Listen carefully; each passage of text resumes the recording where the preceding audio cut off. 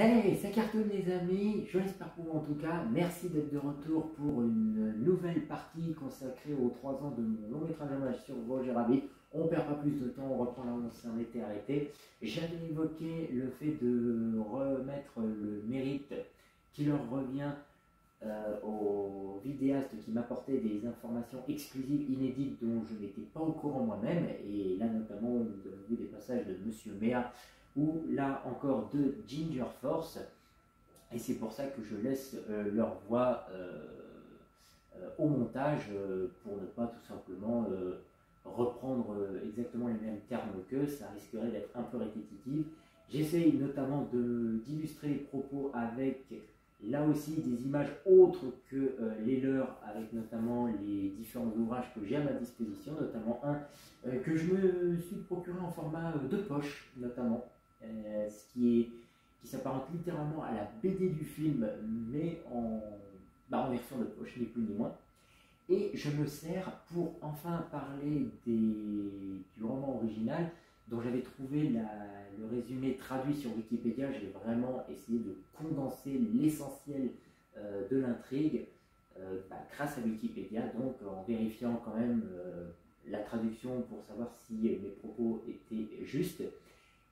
Et pour ça, j'illustrais donc mes propos pour ne pas avoir que de la voix off, ou du moins des images un petit peu répétitives ou redondantes, ou un face caméra qui n'aurait pas été très intéressant, avec des illustrations trouvées sur DeviantArt par l'auteur, si je lis correctement le nom, Insane Asylum 1, 2, 3, enfin 123, mais je ne sais jamais, 123, si je ne me trompe pas, si mon anglais ne me fait pas défaut. Enfin bref, quelques images qui, mine de rien, devaient avoir connaissance de l'ouvrage original en question, étant donné que j'y ai cerné les différents passages qui m'étaient résumés sur la page Wikipédia en version anglaise, puisqu'il n'y avait pas de version française traduite. J'ai dû improviser cette étape-là. En tout cas, j'ai dû passer par Google Trad et compagnie, la version, enfin pour vérifier que ce que je racontais, c'était pas une mauvaise interprétation, une mauvaise compréhension de ma part.